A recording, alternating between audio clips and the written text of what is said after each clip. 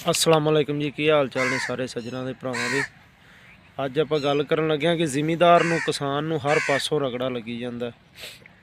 कोई फसल नहीं कामयाब हुई। पहले मकई, फिर कणक, कणक तो बाद फिर तिल। हर फसल नूं जिहड़ा ना छित्तर पए ने, जुत्ती फिरी है। एक वारी दी गल है भी एक ना घर दे विच चूहा वड़ गया।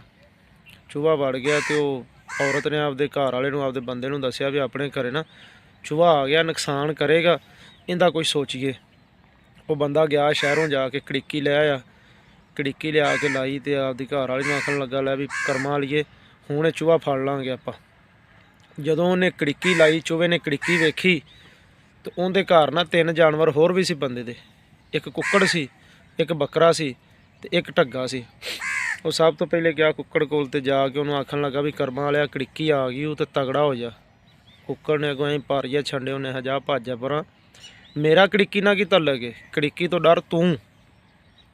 कुक्कड़ ने उन्हें कोई ना गलबात सुनी। वो अगे गया बकरे कोल, बकरे ने भी जाके यही गल दसी भी बकरा साहब कड़िक्की आ गई है तो तैयारी रखो, बचो हुण, ध्यान रखो।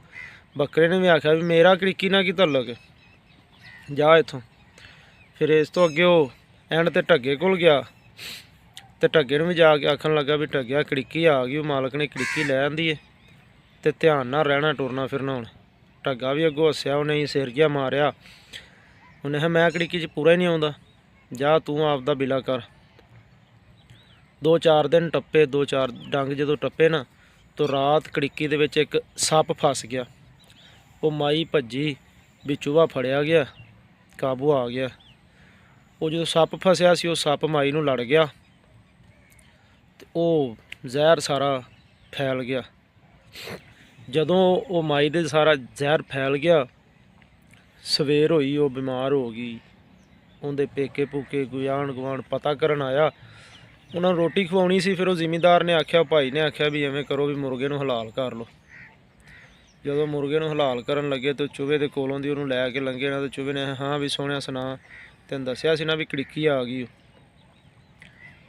वो माई कोई ना सेहतयाब हुई, फौत हो गई। फिर बकरे की वारी आ गई, उन्हें हुण बकरा भी करो। बकरा जो लैके कोलों दी लंघ रहा सी, चूहे ने उन्होंने भी आख्या हाँ भी जणिया सुना, तैनूं दस्सिया सी ना कड़िक्की आ गई। अगे आ गया साते का खत्म आ गया। जो साते का खत्म आया तो फिर ढग्गे नूं कोलों लैके लंघण दिया सी। चूहा फिर उत्थे बैठा हसदा पिया सी। उन्हें हाँ ढग्गिया तूं तां ना मैं कड़िक्की च पूरा ही नहीं आउंदा, कीता साइयां फिट अज के नहीं। गल करन दा मकसद ये आ भी कोई किड्डा वड्डा अफसर है, कोई जिड्डा भी वड्डा सरकारी अहुदे ते आ, उन्हें खानी तो कणक की रोटी है ना।